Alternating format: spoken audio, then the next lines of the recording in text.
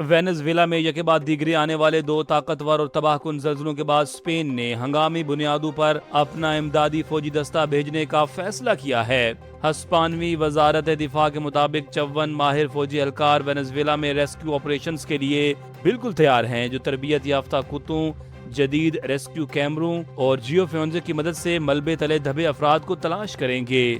دوسری جانب شدید تباہی اور 10,000 سے زائد اموات کے خدشے کے پیش نظر وینزویلا میں ہنگامی حالت نافذ کر دی گئی ہے، جہاں اب تک 167 ہلاکتوں اور 900 سے زائد افراد کے زخمی ہونے کی تصدیق ہو چکی ہے۔ بحران کی اس گھڑی میں دارالحکومت کراکس میں سرکاری مواصلاتی ادارے نے متاثرین کی سہولت اور ہنگامی حالات سے نمٹنے کے لیے ملک بھر میں انٹرنیٹ، ٹی وی اور ٹیلی ویژن سروسز کو اگلے 48 گھنٹوں کے لیے مفت کرنے کا اعلان کیا ہے۔ وفاقی تحقیقاتی ادارے FIA اور ہیومن آرگن ٹرانسپلانٹ اتھارٹی ہوٹا کی مشترکہ ٹیم نے اسلام آباد میں سیکٹر F7 میں ایک بڑی کارروائی کرتے ہوئے انسانی اعضاء کی مبینہ خرید و فروخت اور اسمگلنگ میں ملوث غیر ملکی باشندوں سمیت 5 ملزمان کو گرفتار کر لیا ہے۔ FIA کے مطابق چھاپے کے دوران بھاری مقدار میں تازہ، خشک اور پروسیس شدہ انسانی پلاسنٹا برآمد کیا گیا، جسے ملزمان پشاور، راولپنڈی اور لاہور کے مختلف ہسپتالوں میں جمع کرتے تھے۔ تحقیقات میں یہ سنسنی خیز انکشافات بھی ہوا ہے کہ ملزمان مقامی سہولت کاروں کے منظم نیٹ ورک کے ذریعے اس انسانی پلاسنٹا کو بھیڑ کے اعضاء ظاہر کر کے ویتنام اسمگل کر رہے تھے، جہاں اسے ادویات اور طبی مصنوعات کی تیاری میں استعمال کیا جاتا تھا۔ حکام کے مطابق برآمد شدہ نمونے فورینزک تجزیے کے لیے پمز ہسپتال بھجوا دیے گئے ہیں اور گرفتار ملزمان سے مزید تفتیش جاری ہے۔ ٹیکنالوجی اور ای کامرس کی دنیا میں معروف کمپنی ایمیزون کے چیف ایگزیکٹو آفیسر اینڈی جیسی نے بھارت کے لیے ایک بہت بڑے سرمایہ کاری پلان کا اعلان کیا ہے، جس کے تحت ایمیزون 2026 سے 2030 کے دوران بھارت میں مجموعی طور پر 48 ارب ڈالرز کی خطیر سرمایہ کاری کرے گا۔ کمپنی اعلامیہ کے مطابق اس تاریخی سرمایہ کاری کا ایک بڑا حصہ ای کامرس، کلاؤڈ انفراسٹرکچر اور مصنوعی ذہانت کی توسیع پر خرچ کیا جائے گا، جس میں صرف کلاؤڈ اور AI کے شعبے کے لیے مزید 13 ارب ڈالرز مختص کیے گئے ہیں۔ اس جامع منصوبے کے تحت بھاری شہروں بمبئی اور حیدرآباد میں ڈیٹا سینٹرز کی استعداد کار بڑھائی جائے گی تاکہ کاروباری اور سرکاری اداروں کو جدید ترین سہولیات مل سکیں۔ ایمیزون کا ہدف ہے کہ وہ اس کے ذریعے 3.8 ملین ملازمتیں پیدا کرے، 80 ارب ڈالرز کی برآمدات کو ممکن بنائے اور 15 ملین چھوٹے کاروباروں کو ڈیجیٹلائز کرنے کے ساتھ ساتھ 4 ملین سرکاری اسکولوں کے طلباء کو مصنوعی ذہانت کی تعلیم فراہم کرے۔ شمالی کوریا کے رہنما کم جونگ ان نے اپنے ملک کی دفاعی صلاحیتوں کو مزید مضبوط بنانے کے لیے ایٹمی طاقت کو تیز رفتار سے بڑھانے کا ایک اور بڑا اعلان کر دیا ہے۔ مقامی میڈیا رپورٹس کے مطابق کم جونگ ان نے ان حالیہ تقریب سے خطاب کرتے ہوئے انکشاف کیا ہے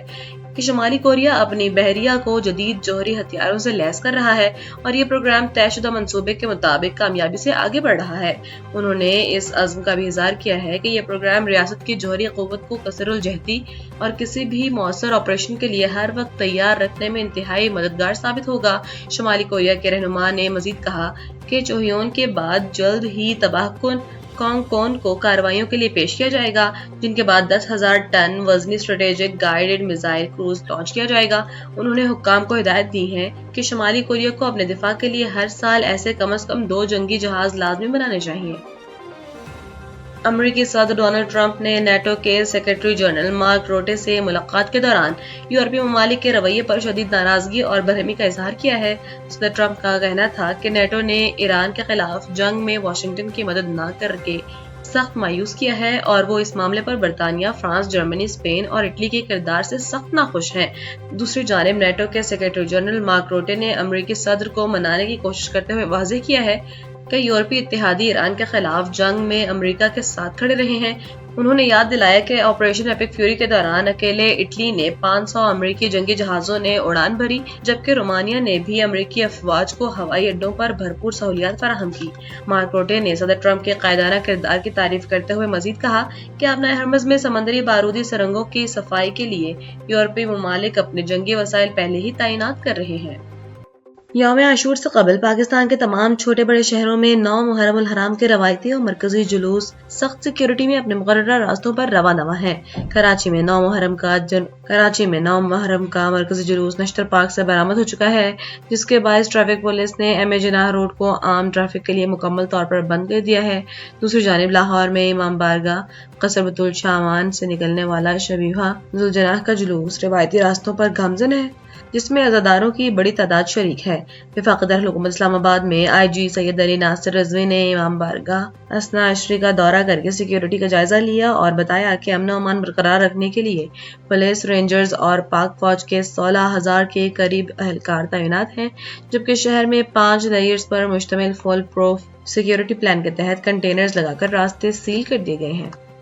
ارجنٹینا کے لیجنڈری کپتان اور عالمی فٹ بال کے بے تاج بادشاہ لیونل میسی آج اپنی 39ویں سالگرہ منا رہے ہیں۔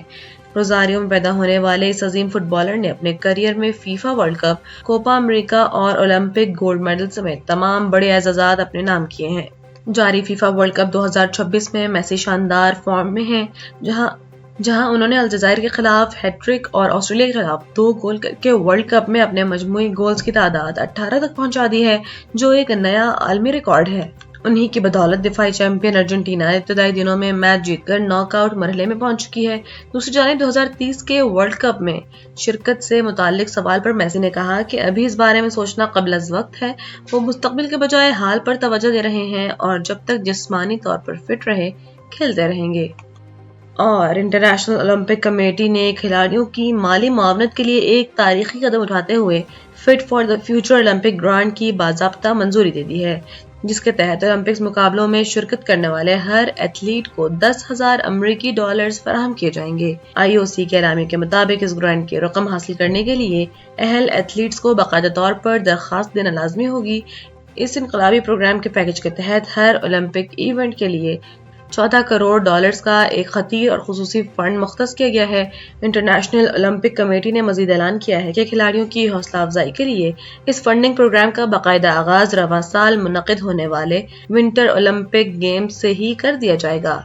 کراچی کے علاقے قائد آباد میں انتہائی افسوسناک اور دل دہلا دینے والا واقعہ سامنے آیا ہے، جہاں لاپتہ ہونے والی 3 سالہ معصوم بچی کلثوم کی بوری بند لاش ملنے کے بعد پوسٹ مارٹم میں اس کے ساتھ مبینہ زیادتی اور بہیمانہ تشدد کی تصدیق ہو گئی ہے۔ نجی ٹی وی سے گفتگو کرتے ہوئے پولیس سرجن ڈاکٹر سمیہ سید نے بتایا کہ ابتدائی معائنے میں بچی پر تشدد اور زیادتی ثابت ہوئی ہے، تاہم حتمی موت کی وجہ کے تعین کے لیے رپورٹ محفوظ کر لی گئی ہے، جو کیمیکل ایگزامن رپورٹ آنے کے بعد سامنے آئے گی۔ دوسری جانب واقعے کا مقدمہ مقتولہ کے والد کی مدعیت میں تھانہ قائد آباد میں اغوا، زیادتی اور قتل کے سنگین دفعات کے تحت درج کر لیا گیا ہے۔ مقتولہ کے والد کے مطابق بچی گھر سے باہر گئی تھی اور رات گئے نامعلوم افراد اس کی لاش گھر کے باہر بوری میں پھینک کر فرار ہو گئے، جس کی شناخت ان کے والد نے کی۔